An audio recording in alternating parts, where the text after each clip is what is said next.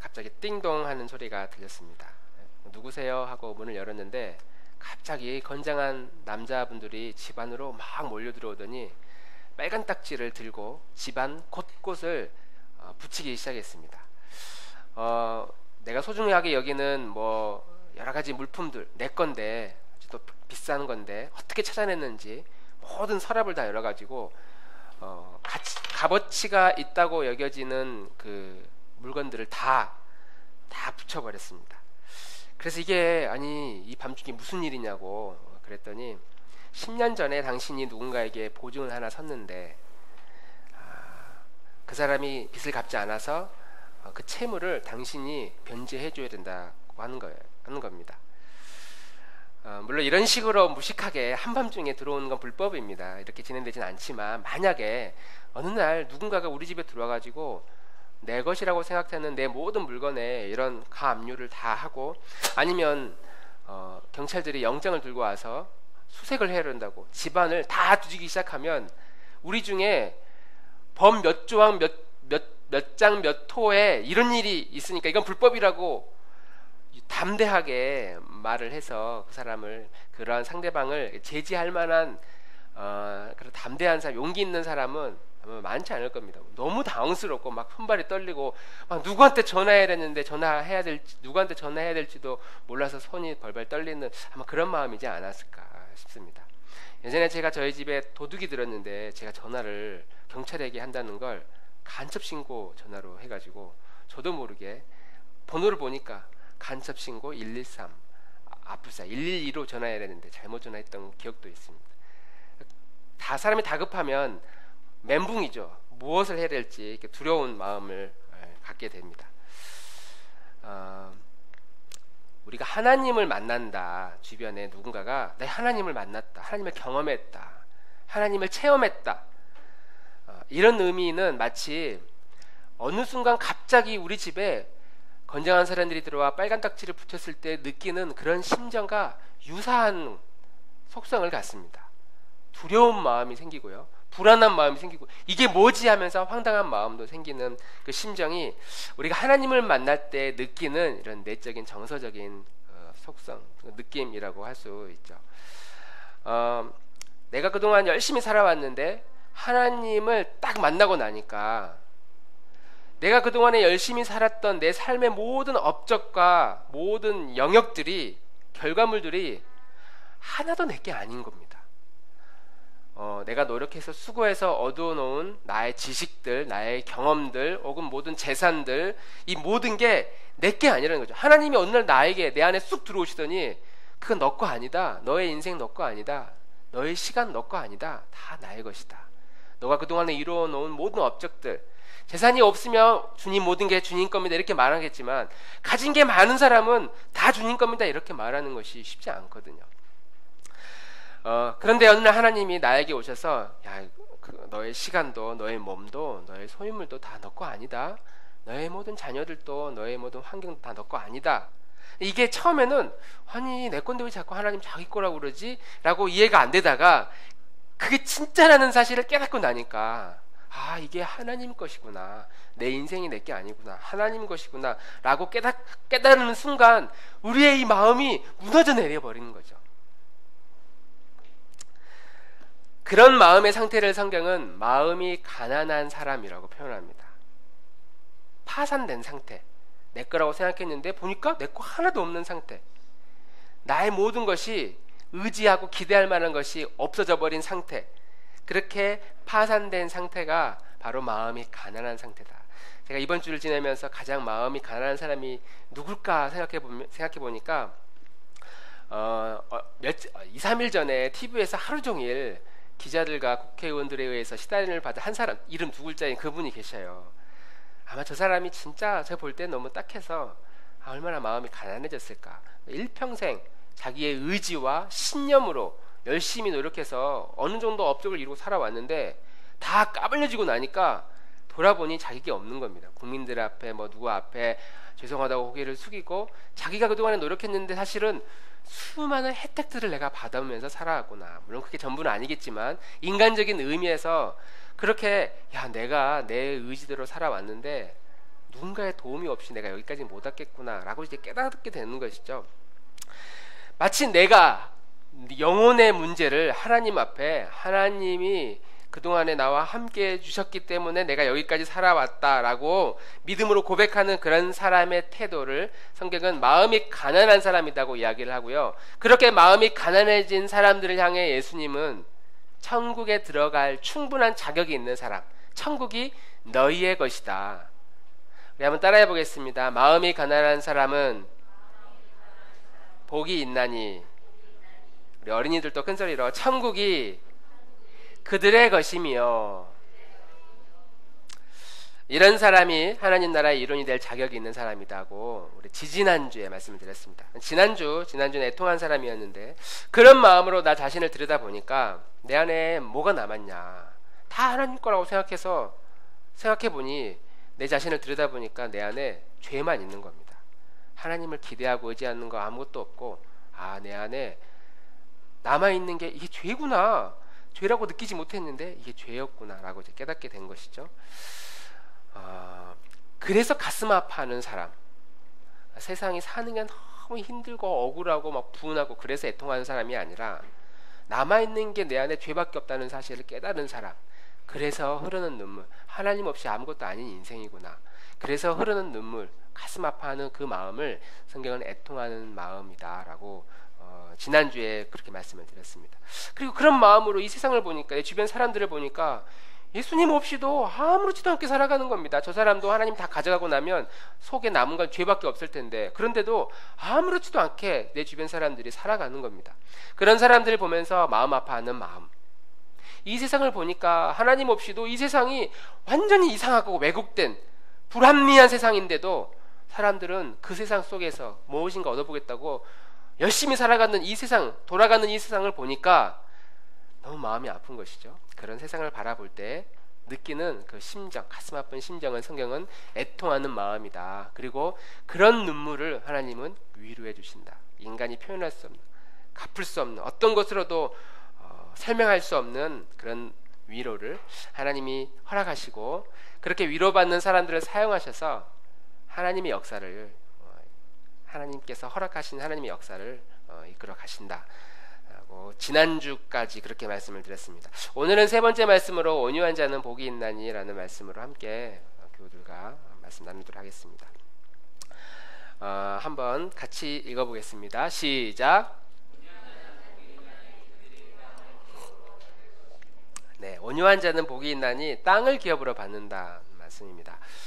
우리 주변에 연예인들 중에 요즘 누가 제일 인기 있는 연예인인가, 혹은 가수나 그 배우들 중에 누가 제일 인기가 있고 사람들에게 인기를 많이 얻느냐, 사람들이 좋아하느냐 보면, 노래를 잘 부르는 가수 혹은 연기를 신들린 듯 미친 듯 잘하는 연기자, 이런 사람이 인기를 얻긴 하지만, 그런 사람들도 한 방에 나가 떨어지는데 오랫동안 사랑을 받는 사람 누구냐 보니까 개념이 있는 연기자, 연예인들이 오랫동안 사랑을 받는 것 같아요. 혹시 주변에 내가 아는 연예인들 중에 이 사람은 연기도 잘하지만 노래도 잘 부르지만 아주 의식이 있고 개념이 있다고 생각되는 혹시 그런 연기자 있으십니까? 있으세요? 전지현? 예? 유재석. 그렇죠, 유재석. 보면 유재석 씨도 착해요, 참. 막 그동안 지금까지 벌써 몇십 년째 인기 그 예능인으로 인기 있었지만 상대방을 배려하는 거나 또 어려운 사람들 많이 돕는 봉사도 많이 하잖아요. 유재석. 또 있을까요? 에? 김종국? 그래요? 김종국이 뭐 어떤 의미 있는 뭐 하나요? 전 잘 몰라서. 네, 아이유. 네, 그래, 봉사활동 많이 해. 김희연 집사님 혹시 주변에 개념 있는 연예인들과 누구야? 김혜수.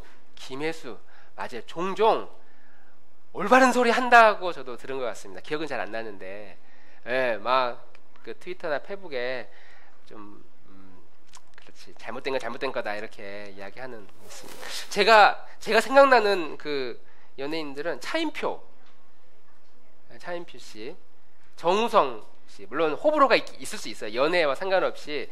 이분은 이제 난민 운동하면서 욕 엄청 먹거든요. 그런데도 욕 먹으면 좀 주눅 들고 이렇게 감춰야 되는데 계속해서 본인의 소신, 그래도 그렇다고 난민을 버릴 거냐, 누가 그들을 도울 거냐 하면서 이렇게 하는 거 봅니다. 김미화 씨, 좀 호불호가 있을 수 있어요. 어쨌든 뭐 이런 사람들이 뭔가 의식이 있고요, 이 세상에 기울어져 있는데 그걸 자꾸 바로잡으려고 하는 발언들이나 그런 행동들을 많이 할 때 사람들은 그런 연예인들을 오히려 더 선호하는 것 같아요. 아무리 잘생긴 연예인이어도 무식한 소리, 막 이기적인 사람, 그 네 가지가 없는 말들 막 그런 거 하면 바로 그냥 비호감으로 바로 이렇게 떨어져 버리잖아요. 그런 사람에 비해서 뭔가 의식이 있는 말들을 하는 연예인들은 오래 사랑은 받는 것 같습니다. 직장 생활 하시는 분, 혹시 사업하시는 분, 나랑 같이 일터에서 같이 일하시는 사람들 중에 내가 좋아하는 사람은 일 똑부러지게 잘하는 사람, 저는 그런 사람 좋아합니다. 네, 좋습니다. 나는 나하고 일하는 사람들 중에 사람의 마음을 배려할 줄 알고, 사람의 마음을 양보도 할 줄 알고, 아주 어려움이 생겼을 때 이것을 아주 부드럽게 풀어가는 사람을 저는 좋아합니다. 네, 또 손을 또 두 번 들었어요. 네. 기업에서 사람을 뽑을 때 예전에는 학력을 주로 보고 뽑았죠. 서울대, 연고대 일단 딱 뽑고 그 다음에 좀 이야기해보고 괜찮다 싶으면 이 사람 실력 있어 보이면 뽑았는데, 최근에는 학력을 보긴 보지만 그것보다 이 사람이 우리 회사에 와서 얼마나 사람들과 함께 그 원만한 인간관계를 가지면서 사람들과 협력을 끌어내서 공동체를 생활을 잘 할 것이냐, 이걸 많이 본다고 그래요. 임용고시 할 때도 면접의 비중이 올라갈 때 그걸 먼저 본다고 하고, 기업체에서 사람을 뽑을 때도 그 인사 담당자들이 그런 식으로 사람을 뽑는다고 합니다. 서울대생이 무조건 일 똑부러지게 잘하더라, 그건 꼭 아니라는 거죠. 실력은 있을지 모르지만, 일은 잘할지 모르지만 막상 일을 해보니까 일만큼 중요한 건 같이 일하는 사람들과 함께 그 일들을 이뤄내는, 이게 굉장히 중요하더라는 거죠. 그래서 요즘은 유치원이나 교회도 마찬가지고요, 학교에서도 사람을 열심히 가르치는 것, 사람을 열심히 일을 하게 하는 것뿐만 아니라 어떻게 하면 이 아이가 좋은 성품을 갖게 할 것인가에 대한 관심이 되게 많이 있어요. 우리 부모님들은 내 자녀가 탁월한 실력자가 되기를 원합니까? 아니면 물론 둘 다 갖겠다고 하겠죠. 그런데 일은 못해도 막 사람들을 마음 아프게 하고 사람들을 불편하게 하고 그러면 누구라도 내 자녀가 그런 거 싫을 겁니다. 어디에 가서도 야, 공부 못해도 괜찮아, 건강히만 살았으면 좋겠어 라고 말하는 건 몸이 아픈 사람들 많이 봤을 때 이야기고, 공부 못해도 괜찮아, 그런데 다른 사람에게 피해를 주는 건 옳지 않아. 그러니까 그 말은 피해를 주면서까지 공부하려고 하지 마, 그렇게 이해할 수 있겠죠.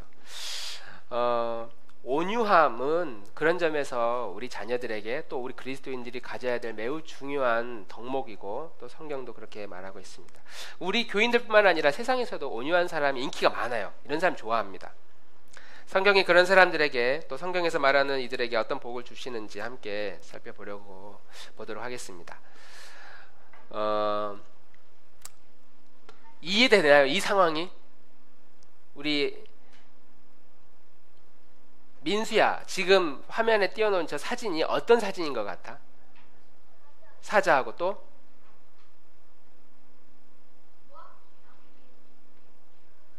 개? 에? 에? 저 뭐예요? 하얀색이 뭐예요? 우리 염소예요. 그렇죠. 양이에요. 그렇죠. 양 같아요. 어떤 사람은 이 사진을 보면서 사자의 식사 시간 이렇게 표현하기도 하더라고요. 차려놓고 그냥 여유 있게. 불가능한 상황인데 온유함을 설명할 때 이 사진을 설명하는 것 같아요. 우리가 살고 있는 이 세상에 두 가지 대립되는 개념들이 있습니다. 사자와 양, 서로 극과 극의 성품을 가진 동물이 있는 것처럼 우리 살고 있는 세상에 이 두 가지 개념들이 있어요. 빛이 있으면 어둠이 있고, 뜨거움이 있으면 뭐가 있죠? 우리 어린이 여러분, 뜨거움이 있으면 뭐가 있죠? 차가움이 있죠. 더운 게 있으면 뭐가 있어요? 더운 게 있으면 시원한 게 있어요. 네, 그래요. 선이 있으면 뭐가 있어요? 선이 있으면 악이 있어요. 우리가 살고 있는 이 세상에 이런 두 가지 대립되는 이런 개념들이 존재한다고 우리는 생각하는데, 그런데 이걸 자세히 들여다보면 두 가지가 존재하는 게 아닌 거죠. 두 가지가 존재하는 게 아니라 한 가지가 부족하면 자연스럽게 생기는 겁니다. 더위와 추위 이게 두 개념이 공존하는 게 아니라 더위가 사라진 그 상태는 추위가 되는 겁니다. 더위가 사라지면 추위가 되는 거고, 열이 식으면 차가운 게 몰려 들어오는 게 아니라 열이 식으면 그 자체가 차가운 거죠. 빛이 사라지면 어둠이 들어오는 게 아니라 빛이 없어지면 그 자체가 어둠인 겁니다. 빛이 없으면 자체가 어둠이고, 선과 악 공존하는 것 같지만 선이 없으면 선이 없는 그 자체가 이미 악이다라고 이해할 수 있는 거죠. 우리는 그것을 선의 결핍, 악이 뭐냐, 선이 없는 것을 악이다라고 이렇게 표현합니다. 그러니까 우리가 온유 그러면 여러분, 온유의 반대말이 뭐가 있을까요? 박세현 집사님, 온유한 사람에 반대되는 사람의 성품을 이렇게 생각하면 냉정한 사람. 맞죠, 냉정한 사람. 혜지 전사님, 온유에 반대되는 어떤 성품이 뭐가 있을까요? 강팍한 사람. 또 뭐 있을까요?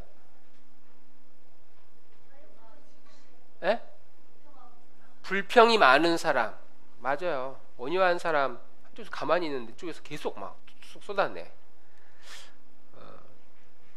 저는 혈기, 분노, 까칠, 우리가 이 온유한 사람이 있으면 까칠한 사람이 있고, 분노라고 표현해 볼게요. 온유한 사람과 분노를 가지고 있는 사람, 이 두 성품이 우리 안에 이렇게 두 개가 공존한다고 생각을 하는 거죠. 그런데 이 공존하는 게 아니라 내 안에 온유한 상태가 사라지면 나머지 자체가 분노요, 까칠함이요, 혈기요, 강팍한 사람이 되는 겁니다. 왜냐하면 하나님이 세상을 지으실 때 악을 만들지 않으셨어요. 하나님은 세상을 선하게 창조하셨습니다. 모든 세상을 보시고 이 세상을 아름답게, 보시기에 좋았다, 선하다라고 세상을 만드셨어요. 그런데 인간이 죄를 지으면서 그 선이 깨지고 나니까, 깨트려지고 나니까, 결핍되고 나니까, 사라지고 나니까 그 자체가 악한 세상이 되어버린 것이죠. 그러니까 중립은 없는 겁니다. 온유한 마음이 내 안에 있고, 그 다음에 강팍한 마음이 내 안에 있는데, 어느 날 내가 좀 온유한 마음이 사라졌어. 그런데 그렇다고 내가 뭐 강팍해진 건 아니야. 그냥 나는 중간이야. 이렇게 생각할 수 있는데 중간이 없는 거죠. 내가 주님을 사랑했어요. 그런데 어느 날 이 사랑이 식었어. 그래서 주님을 막 사랑하지는 않지만 그렇다고 난 미워하지는 않아. 그냥 난 중립이야. 우리 이렇게 오해하고 착각하는데, 하나님을 사랑하지 않으면 내가 하나님을 죽이겠다고 달라드는 상황, 그런 본성이 내 안에 지금 있는 상태다라고 하는 거죠. 주님을 사랑하지 않으면 주님을 죽이기 위해 달려드는 상태, 그게 우리 인간의 본성입니다. 왜냐하면 인간은 태어날 때부터 죄 가운데 태어나 죄 가운데 살다가 죄 때문에 죽는 존재가 인간이고, 본성 자체가 온유하지 않은 상태로 우리는 태어나서 세상을 살아갑니다. 우리는 태어나는 우리의 본성 자체는 선이 사라진 상태, 그런 자체는 우리는 분노가 있고, 우리의 이름은 분노고, 혈기고, 욕망이고, 이기심이고, 까칠한 상태, 강팍한 상태로 태어나서 이 세상을 살다가 죽는 상태가 우리들의 주님을 믿기 전의 모습이다라고 하는 것이죠. 그래서 성경에서 온유하다라는 이 온유의 이 단어를 프라우스라는 단어를 사용하는데, 이게 어떤 의미냐면 길들인다는 의미를 가지고 있대요. 원래는 그러지 않은데 이걸 잘 길들여 가지고 잘 제어해서, 원래는 길길이 날뛰는 상태인데 날뛰지 않은 상태로 잘 제어한 상태, 잘 길들인 상태, 그걸 온유하다라고 이렇게 표현합니다. 저는 말을 키워본 적이 없고, 우리도 주변에 뭐 말 키우는 사람이 없으니까 들은 이야기지만, 말이 태어나면 1년 동안은 엄마랑 같이 따라다니면서 엄마 젖을 이렇게 먹는다고 합니다. 그리고 2년 차가 되면 이제 분리를 시키는데, 이제 입에 이렇게 재갈을 물려가지고 막 당겨가지고 그때부터 길들이기 시작하는데, 이때 그 말 주인에 의해서 길들여지지 않으면 그때부터는 2년차가 넘어가면 통제하기 어렵대요. 굉장히 어렵답니다. 그래서 예전에 카우보이들이 이렇게 이제 1년차가 된 어린 말들을 그 목장 안에 넣어놓고 풀어놓고 줄로 막 돌려가지고 목을 이렇게 잡는 다음에 그걸 잘 당겨가지고 이렇게 말 위로 뛰어오르는 이런 영화들 이렇게 종종 본 적이 있으시죠. 올라갔는데 막 날뛰어가지고 떨어지고 막 옆에서 박수치고 막 웃고 하는 장면들. 전혀 길들여지지 않는 말을 잘 제어하고 그 주인이 잘 길들여서 내 말로 만든 겁니다. 그리고 내가 그 말에 타서 그 말과 주인이 하나가 되는 거죠. 하나가. 말 위에 주인이 타도 말이 전혀 날뛰지 않고 주인이 원하는 대로 이 말이 잘 움직인 상태, 말과 주인이 하나가 된 상태, 그게 길들이다라는 의미고 온유한 상태라고 성경은 말하고 있는 것이죠. 말과 주인이 하나가 되는 것, 내 자신이 내게 아니었는데 죄 때문에 이건 내게 아닌데 이걸 잘 적절히 통제하고 길들여서 하나님의 말씀으로 잘 길들여서 이 내 자신과 내 영혼이 온전히 하나가 되는 것, 이것이 온유한 상태다라고 하는 것이죠. 그래서 성경의 잠언 25장에 이제 이렇게 이야기합니다. 같이 한번 읽어볼까요? 시작. 자기의 마음을 제어하지 아니하는 자는 성읍이 무너지고 성벽이 없는 것과 같으니라. 길길이 날뛰는 인간의 마음을 제어하지 않으면, 이걸 통제하지 않으면 성읍이 무너지고 성벽이 없는 것, 적들이 공격해 들어오면 그냥 속절없이 무너지는 겁니다. 마귀가 나를 유혹하면 그냥 끝나는 거예요. 내가 내 마음을 잘 제어하지 않으면, 내 영혼의 성품을 지키지 않으면 마귀들의 공격에 쉽게 무너지는 존재가 인간이다. 우리가 이런 관점으로 이 한 주간 내가 어떻게 지냈나 한번 생각해 보면 좋겠습니다. 이 한 주 동안 내가 어떻게 지냈나, 내가 얼마나 까칠하게 지낸 건 없나, 상대방을 불편하게 했던 말들이나 이런 행동들은 없는가, 불쑥불쑥 통제하지 못한 채 찾아오는 내가 표현하지는 않았다 하더라도 내 마음의 분노, 통제되지 않은 그런 영역들이 얼마나 많은가. 하나님이 우리의 마음을 가난하게 하고 애통하게 하고 그런 마음으로 나를 잘 길들여져서, 하나님에게 잘 길들여져서 하나님의 손에 사로잡힌 저희들이 되면 참 좋겠습니다. 할렐루야. 이게 온유의 의미라면 성경에 이런 온유한 사람들이 또 여러 명 등장합니다. 구약에 한 명, 신약에 한 명. 대표적인 인물 혹시 기억나십니까? 구약에서 가장 온유했던 사람 중에 한 명. 네, 모세. 하나님이 대놓고 이 사람 온유한 사람이다라고 말한 사람이 있습니다. 콕 집어서 모세, 민수기 12장에 이 사람 모세는 온유함이 지면의 모든 사람보다 더하더라. 모세가 엄청 온유했던 사람이에요. 근데 원래 본성은 그렇지 않은 사람이었거든요. 원래 모세는 자기 동족을 괴롭히는 애굽인들을 쳐서 죽여서 땅에 묻어버린 사람이에요. 그러니까 우리가 성경에서 나오니까 이런 모세의 성품을 아주 그냥 미화해서 그럴 수 있구나 생각하지만 조폭들이나 하는 행위거든요. 막 영화에서 그러잖아요. 막 죽여 땅에 묻어불라 막 그러거든요. 이 깡패들이. 모세는 실제로 그랬어요. 상대방을 죽여가지고 땅에 묻어버린 사람이에요. 아무도 모르게, 쥐도새도 모르게. 이거 온유한 사람이라고 할 수 없는 정말 잔인한 사람입니다. 광야에서 백성들이 불평하니까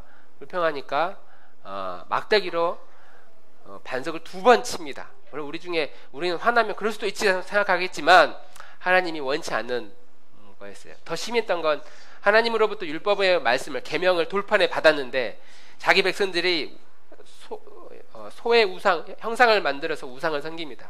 집어 던져버려요. 그걸 하나님이 친히 주신 그 돌판을 집어 던집니다. 그것만 봐도 우리는 이 모세가 굉장히 혈기가 있고 다혈질적인 사람이다, 급진적인 사람이었다고 생각할 수 있죠. 그런데 이런 모세가 모세를 향해 하나님이 이 모세는 아주 잘 길들여진 사람이다, 잘 제어된 사람이다, 이 땅에 이만한 사람이 없다, 온유함이 이 지면의 모든 사람보다 어떤 사람보다 더 잘 통제된 사람이다. 이렇게 표현을 합니다. 마지막 날 하나님이 모세에게 너는 가나안 땅 못 들어간다고 이야기할 때 모세가 저도 가고 싶다는 표현을 조금 하지만 너 못 들어간다고 할 때 실제로 모세는 들어가지 않습니다. 그리고 후계자를 세워서 너희들이 가나안 땅으로 들어가면 앞으로 이렇게 할 것이다. 이런 담대하게 선포하고 본인은 그 가나안 땅을 바라보면서 세상을 떠나게 되죠. 구약 성경에 모세뿐만 아니라 여러 인물들이 온유함으로 연단되고 제어된 사람들이었지만 신약 성경에도 대놓고 온유한 사람이라고 말한 사람이 있어요. 혹시 누구신지 아십니까?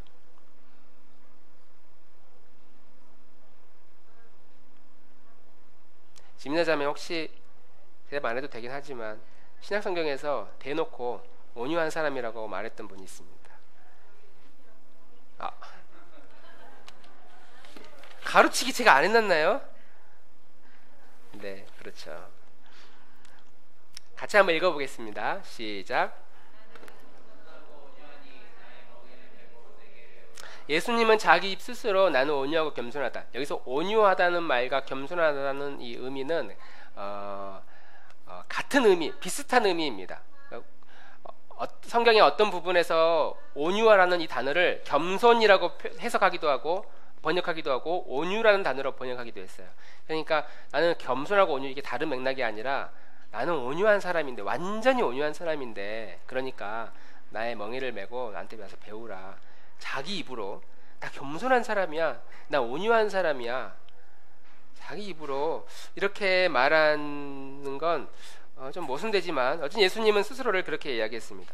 주변 사람들이 볼 때 예수님을 사실 그렇게 평가하지는 않았습니다. 왜냐하면 예수님은 항상 보면 죄인들이랑 같이 어울려 다니면서 먹고 마시고 취했는지는 모르지만 막 먹고 마시며 즐기는 사람이었고, 바리새인들을 향해서 아주 쌍스러운 욕도 했던 분이시고, 성전에서 장사하는 모습을 보면서 다 엎어버리신 분이거든요.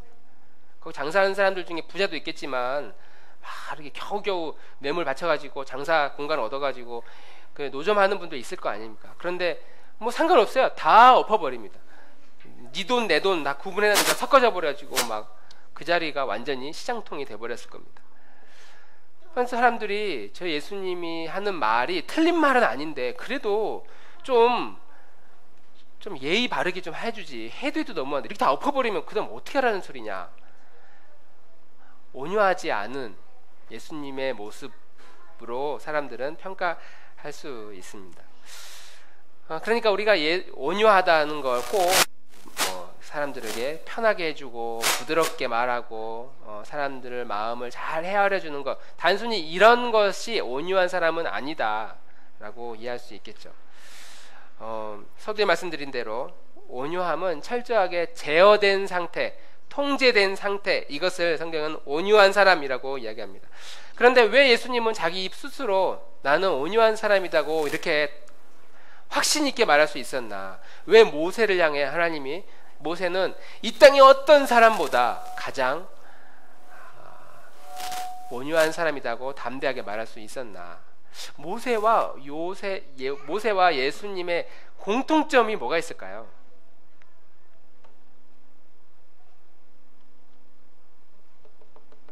공통점, 모세와 예수님의 공통점. 모세는 시내 산을 올랐고요. 예수님은 변화산에 오르셨습니다. 그리고 그곳에서 하나님을 만났고 무엇인가를 받았죠. 뭘 받았죠? 네, 계시의 말씀을 받았습니다.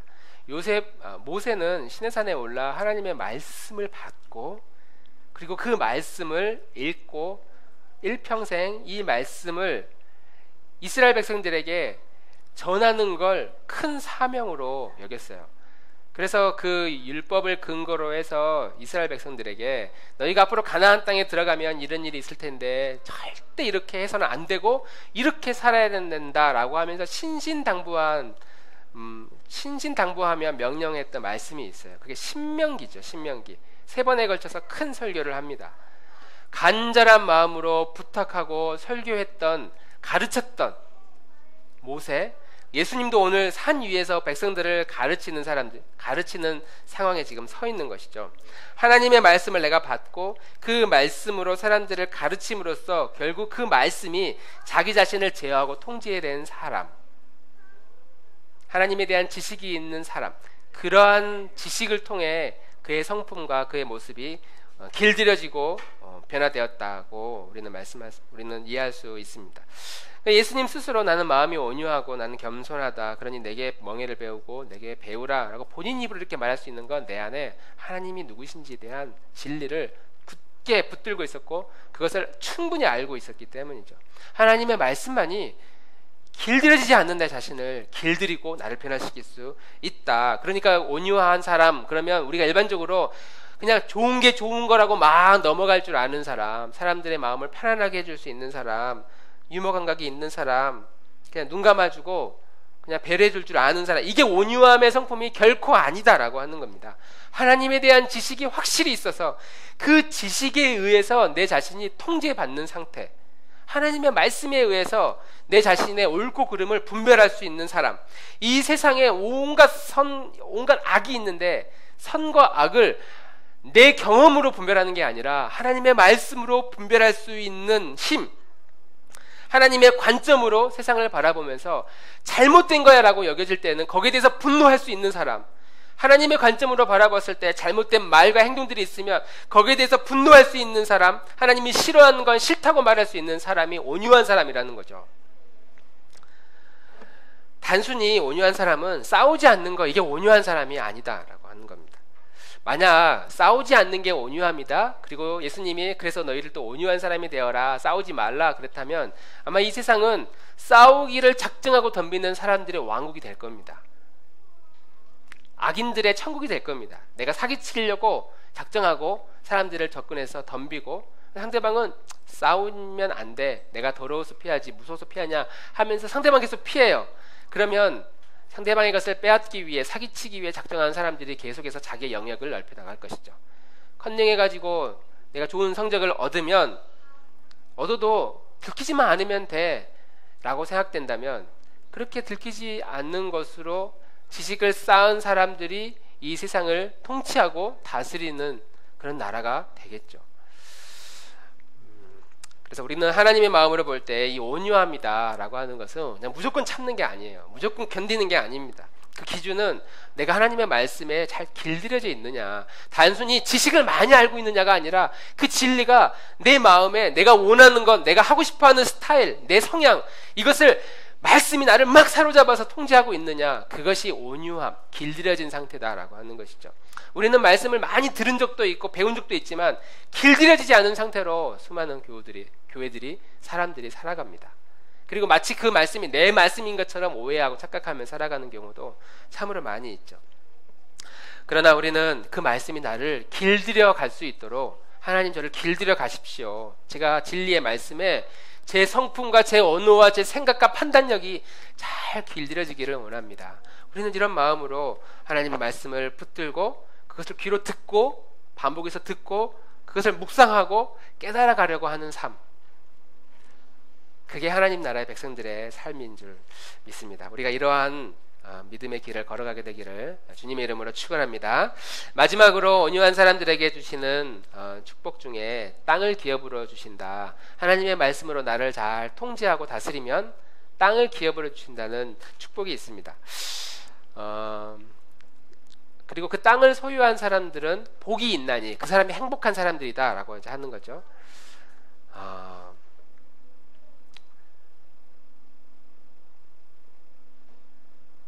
땅이 가지고 있는 의미가 무엇일까? 이 한 주간 이게 무슨 의미일까? 그냥 땅일까? 부동산일까? 하나님 우리 교회가 온유해지면 정말 교회를 지을 땅을 주시는 겁니까? 그렇게 기도해봤다가 그건 아닌 것 같고, 언제 그럼 땅을 주시렵니까? 기도하죠. 구약과 신약 시대에 오늘 예수님이 하시는 이 땅의 의미가 그리고 이스라엘 백성들에게 어떻게 들려졌을까 생각해봤습니다. 구약 시대의 땅은 구별된 지역이었어요. 구별된 지역, 하나님이 친히 다스리는 구별된 지역. 특히 구약에 약속된 약속의 땅은 가나안입니다. 가나안, 애굽과 또 땅이 없는, 정착지가 없는 떠돌아다니는 그 유랑 민족이 정착할 곳이 생긴, 그리고 그 정착한 곳은 하나님이 다스리는 나라, 그것이 바로 가나안 땅이었습니다. 그런데 지금 그 나라를 잃어버렸거든요. 그리고 하나님이 우리나라의 주인인데 로마가 주인 역할을 하면서 로마의 지배를 받고 있으니까 이스라엘 백성들에게 있어서 땅을 줄 것이다 라는, 그 땅, 약속의 땅을 줄 것이다 라고 하는 데 있어서는 뭔가 이 귀가 번뜩이는 그런 설명이었다는 거죠. 혹시 들어본 적이 있는지 모르겠습니다. 누가 한 말인지 한번 들어보세요. 내 소원이 무엇이냐 하고 하나님이 내게 물으신다면 나는 서슴지 않고 내 소원은 대한 독립이요 라고 대답할 것이다. 그 다음 소원은 무엇이냐고 하면 나는 또 우리나라의 독립이요 할 것이다. 또 그 다음 소원이 무엇이냐 하는 세 번째 무릎에도 나는 더욱 소리를 높여 나의 소원은 우리나라 대한의 완전한 자주 독립이요 하고 대답할 것이다. 혹시 누가 한 이야기인가요? 네, 김구 선생님께서 한 이야기죠. 당신의 소원이 무엇이냐? 난 대한 독립이 내 소원이다. 완전한 자주 독립이 내 소원이다. 이런 심정이 우리가 나라를 잃었을 때 경험했던 우리 민족의 심정이었고, 예수님이 온유한 사람은 복이 있나니 그들이 땅을 기업으로 받을 것이다 라고 했을 때 빼앗겨버린 그들의 땅, 로마의 지배를 받고 있는 그들에게 귀를 번뜩이게 하는 설명이었다는 것이죠. 온유한 자는 복이 있나니 너희들에게 완전한 자주 독립이 있을 것이다. 그런 의미로 비춰졌다는 거죠. 우리는 땅을 기업으로 받는다고, 땅이 있으면 좋고 없어도 뭐 사는데 전세로 살면 되고 월세로 살면 되고 빌려서 살면 되고 꼭 내 땅 아니어도 있으면 좋지만 그렇게 생각할 수 있는데, 이 땅의 의미는 나라를 빼앗겨버린 이스라엘 민족에게 빼앗긴 땅 너희들이 다시 돌아올 것이다 라는 의미였다는 것이죠. 그들의 소원은 독립이었습니다. 로마로부터 독립하고 우리들의 영역, 하나님의 지배를 받고 있는 우리들의 땅이 바로 구약이 유대인들이 기대하고 있는 그 땅이었습니다. 오늘 예수님은 이스라엘 백성들에게 온유하면 복이 있는데 땅을 줄 것이다 라고 했어요. 그런데 구약 시대의 의미는 그 가나안 그 영역을 의미했지만, 예수님께서 오셔서 율법을 다시 해석하면서 그 가나안 땅, 팔레스타인 그 지역의 땅만 의미하는 것이 아니라 누가 통치하고 있느냐에 대한 나라를 지금 다시 해석해서 말씀하고 있는 겁니다. 유대인들은 우리가 혈통이 특별해서 하나님에게 선택받은 민족이라고 생각을 했고, 가나안이라는 하는 그 땅이 특별한 땅이기 때문에 하나님에 의해서 선택을 받고 우리가 이 땅의 주인 노릇한다고 생각을 했습니다. 그런데 예수님이 지금 무슨 이야기를 하냐면, 하나님의 나라는 그 사람이 누구든지, 유대인이든지 아니든지 헬라인이든지 이방인이든지 그가 사는 곳이 어디든지, 예루살렘이든지 안디옥이든지 상관없이, 그가 태어난 시대가 2000년 전인지 지금 태어난 어린 아이들이든지 상관없이 하나님의 땅은, 하나님의 나라는 하나님이 통치하고 다스리고 있는 그곳, 시대와 역사를 초월해서, 인종과 성비를 초월해서, 성구별을 초월해서 누구든지 하나님의 통치 영역 안에 들어갈 수 있는 그 통치를 의미한, 그런 통치에 들어간 사람이 바로 온유한 사람이다라고 하는 것이죠.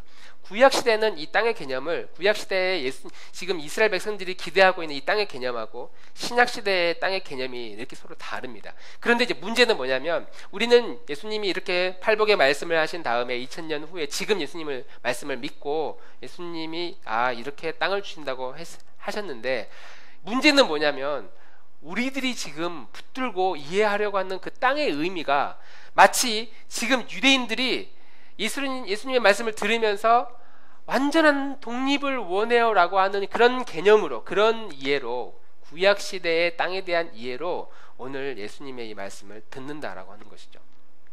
우리가 지금 원하는 건 구약의 땅을 원한다는 거예요.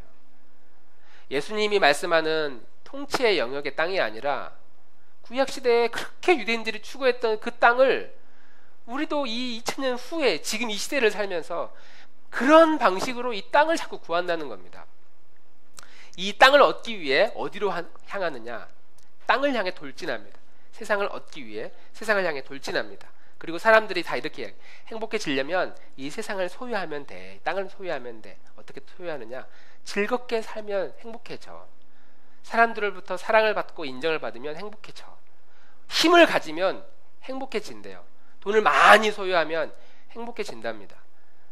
이 세상 사람들이 행복해지기 위해서 땅이라고 하는 영역을 소유하는 오늘날의 방식이죠. 사람들로부터 인정을 받는 거, 힘을, 권력을 추구하는 거, 돈을 많이 버는 거, 즐거움. 그냥 난 사는 게 즐겁고 난 좀 내 마음대로 살고 싶은데, 이런 것을 얻음으로써 내가 행복해질 수 있다고 생각하는 구약시대의 개념의 이 땅을 우리가 계속 소유하려고 한다는 거죠. 그리고 일주일 동안 우리뿐만 아니라 우리 주변의 많은 사람들은 그거 얻느라고 우리 모든 에너지를, 아니 일주일이 아니라 모든 사람들이 전 일생을 다해서 이러한 에너지를 얻기 위해, 이것을 소유하기 위해서 내 모든 인생을 다 바칩니다. 평생을 돈을 벌기 위해, 평생을 권력을 차지하기 위해, 평생을 명예를 얻기 위해, 평생을 즐겁게 사는 것으로 내 인생의 목적을 삼고 우린 사람들이 살아간다는 것이죠. 그리고 우리 예수 믿는 우리들도 종종 이러한 유혹을 느낍니다. 하나님이 좋긴 하지만 그래도 난 좀 즐겁게 살고 싶은걸. 하나님이 좋긴 하지만 나는 그래도 사람들이 나에게 대해서 부정적으로 말하는 건 난 싫어. 하나님이 좋긴 하지만 내가 가진 힘으로 누군가를 움직일 때 나는 희열이 느껴져. 돈이 많은 것으로 좋잖아. 돈과 명예와 권력을 가지고 하나님 나라의 도구로 쓰이는 것이 아니라 그것 자체가 나에게 주는 기쁨과 희열을 우리 그리스도인들도 많은 유혹을 느끼며 살아갑니다. 그때 예수님이 주시겠다고 하는 이 땅, 온유한 사람, 잘 길들여진 사람에게 주시는 이 땅의 의미, 그 땅의 의미는 그 땅을 얻음으로써 그 땅의 주인이 되는 것이 아니라 실체는 길들여지는 거에 더 중요한 의미가 있죠. 내가 온유한 사람이 되면 이 땅을 선물로 주신다는 겁니다. 기업으로 주신다는 겁니다.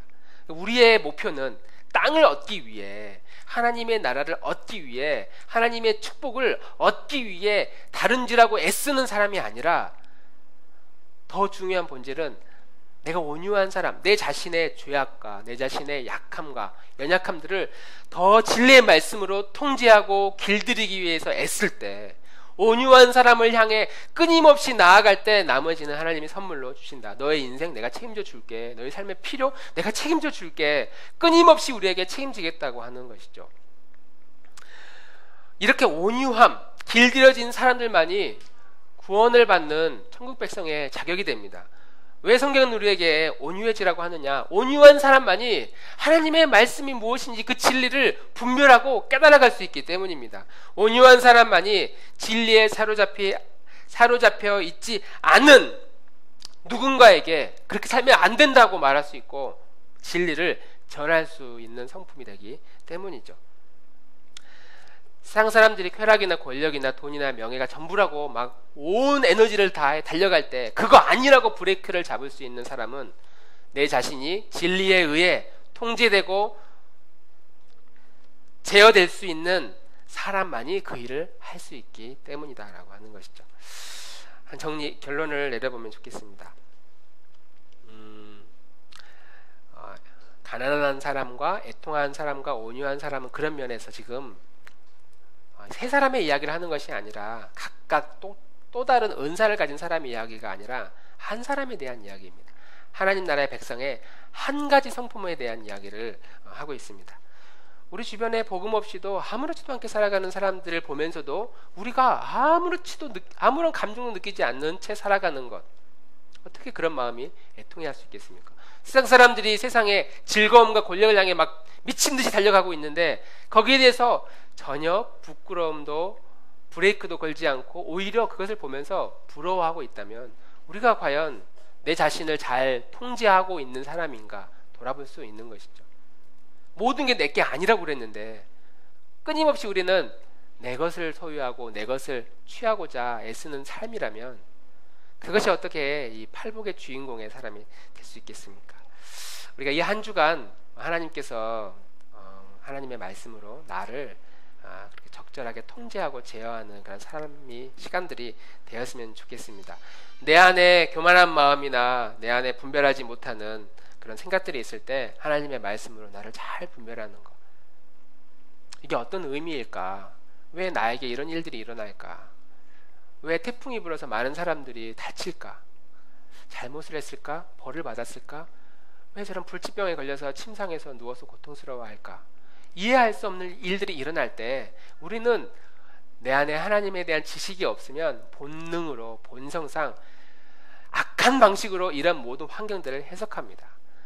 죄에 빠져있는 내 자신이라면 우리는 그 죄책감 때문에 견디지 못할 것이고, 아니면 저 사람들이 뭔가 잘못이 있어서 죄가 많아서 저런 어려움이 있을 것이고, 나는 운이 좋아서, 아니면 나는 실력이 있어서 그런 모든 고난과 어려움들을 피해 나가고 있다라고 죄악된 이런 판단들로 이 한 주간 살아갈 겁니다. 그런데 하나님의 말씀이 나를 제어하고 있다면 내 주변에 이해할 수 없는 일들이 일어나도, 예상하지 못한 일들이 일어나도 하나님께서 이 일을 통해 나에게 무엇을 말씀하실까, 오히려 이 환경을 붙잡고 하나님 앞에 엎드릴 수 있는 사람, 하나님의 은혜를 구할 줄 아는 사람, 그렇게 우리가 이 한 주간 진실한 마음으로 주의 말씀을 붙들었으면 좋겠습니다. 다 같이 그러한